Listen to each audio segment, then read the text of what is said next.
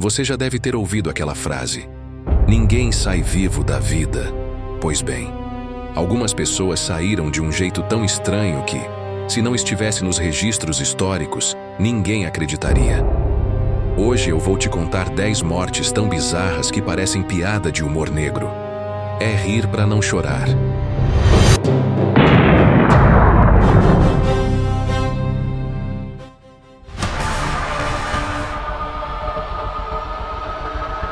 Imagina a cena. Estrasburgo, ano de 1518. Uma mulher chamada Frau Troféia sai na rua e começa a dançar. Até aí, tudo bem. Talvez ela só tivesse animada. Só que ela não parava.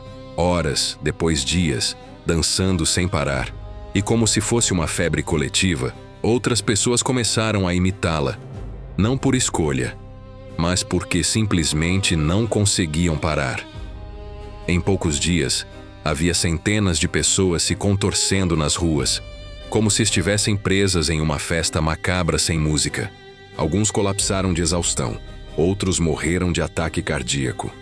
E a solução das autoridades foi ainda mais bizarra. Contrataram músicos para acompanhar e ajudar os dançarinos a descarregar a energia. Resultado: só piorou. Até hoje ninguém sabe ao certo a causa. Alguns dizem que foi histeria coletiva. Outros falam em envenenamento por um fungo alucinógeno do centeio. E há quem acredite que era algum tipo de ritual religioso fora de controle. O fato é, uma cidade inteira virou uma pista de dança mortal. Literalmente dançando até morrer.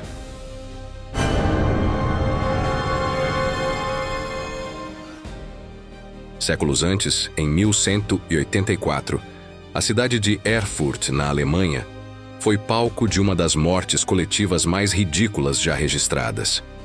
Nobres, cavaleiros e políticos estavam reunidos em um salão para discutir assuntos do reino. Só que o piso de madeira não aguentou o peso de tanta importância. O chão cedeu e todos despencaram direto em uma gigantesca fossa de esgoto. O resultado? Cerca de 60 nobres morreram afogados em fezes humanas. Literalmente morreram atolados na política. Os sobreviventes foram resgatados cobertos até o pescoço. E dá para imaginar o cheiro que ficou naquela cidade por semanas. É o tipo de história que faz a gente pensar. Talvez algumas reuniões de trabalho merecessem o mesmo destino.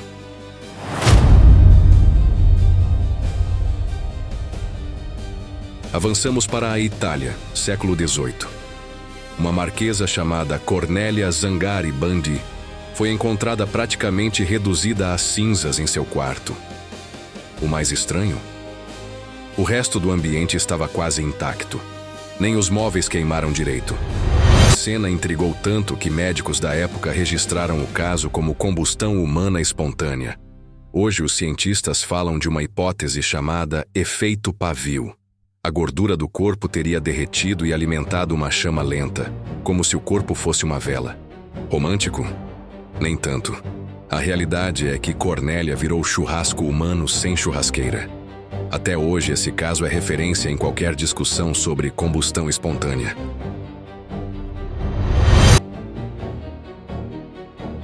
E se eu te disser que já teve gente que morreu de tanto rir? Parece piada, mas não é. O filósofo grego Crisippos, no século III a.C., caiu morto depois de rir tanto de uma piada envolvendo um burro comendo figos.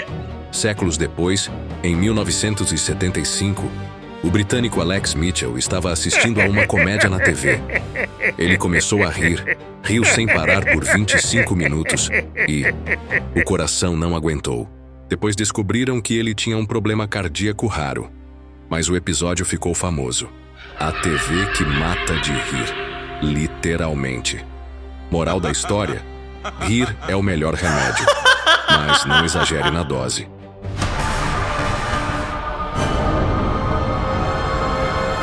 Agora, uma história de espionagem com cara de filme de James Bond.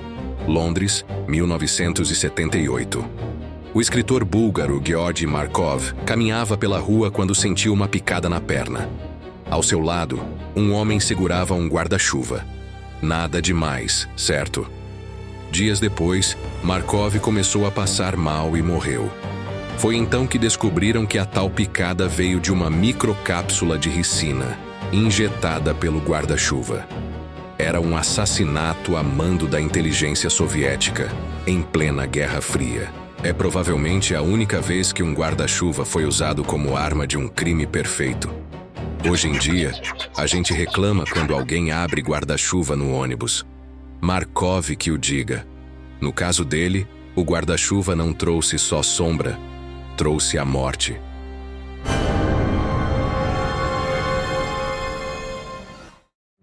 Nova York, década de 40. Homer e Langley Collier eram milionários excêntricos que moravam sozinhos em uma mansão no Harlem. Até aí, nada demais. O problema é que eles eram acumuladores compulsivos. Jornais velhos, móveis quebrados, pianos, bicicletas, até peças de carro. A casa inteira virou um labirinto de lixo. Langley tinha mania de criar armadilhas com pilhas de entulho para evitar que intrusos entrassem.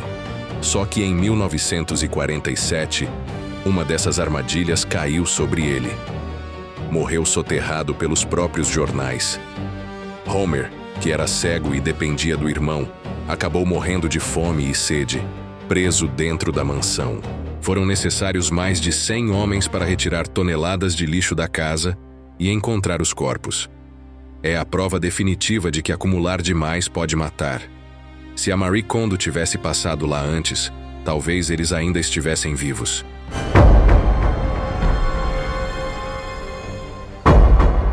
Agora vamos para o século XVII, com uma morte que mistura genialidade e falta de noção. Tycho Brahe foi um dos maiores astrônomos da história, responsável por medições que ajudaram a formar a base da astronomia moderna. Mas em 1601, durante um banquete em Praga, ele cometeu um erro fatal. Tycho sentiu vontade de urinar, mas achou que seria falta de educação sair da mesa. Então resolveu segurar. Só que segurou demais. A bexiga rompeu e ele morreu dias depois em uma agonia horrível. Um homem capaz de calcular a órbita dos planetas, mas que não conseguiu calcular o limite da própria bexiga. Moral da história: etiqueta nunca vale mais do que a sua saúde. Se der vontade, vai.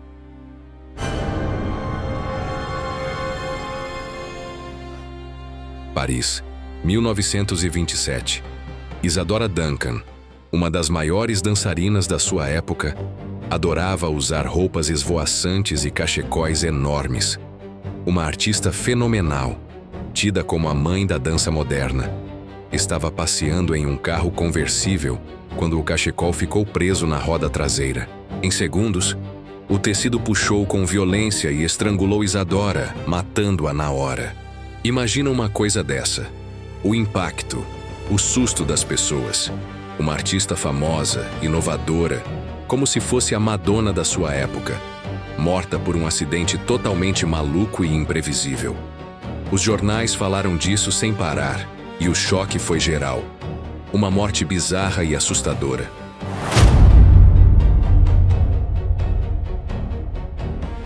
Muita gente hoje se preocupa com alimentação saudável, mas Basil Brown levou isso ao extremo.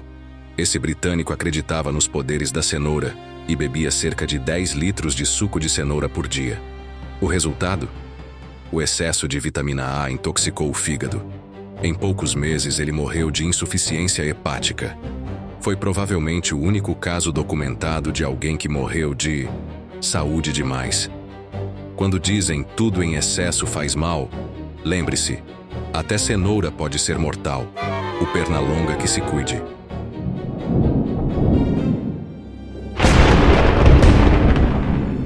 E para fechar com chave de ouro, ou melhor, com chave de cevada, temos a tragédia mais alcoólica da história. Londres, 1814. Em uma cervejaria, um enorme tonel com mais de 1 milhão de litros de cerveja explodiu. O líquido invadiu as ruas com a força de uma onda gigante. Casas foram destruídas, pessoas arrastadas e pelo menos 8 pessoas morreram afogadas ou esmagadas. A tragédia ficou conhecida como o London Beer Flood, ou o Grande Dilúvio de Cerveja. Sabe aquela frase? A bebida ainda vai te matar? Pois é. Nesse caso, não foi exagero. E aí, qual dessas mortes você achou mais absurda? Afogado em cerveja? Morto de cenoura?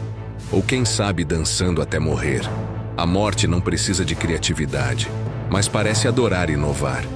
Se você gostou, já deixa o like, compartilha com alguém que também vai rir nervoso dessas histórias. E se inscreve no canal, porque aqui a gente fala de morte, mas com aquele tempero de humor que a vida merece.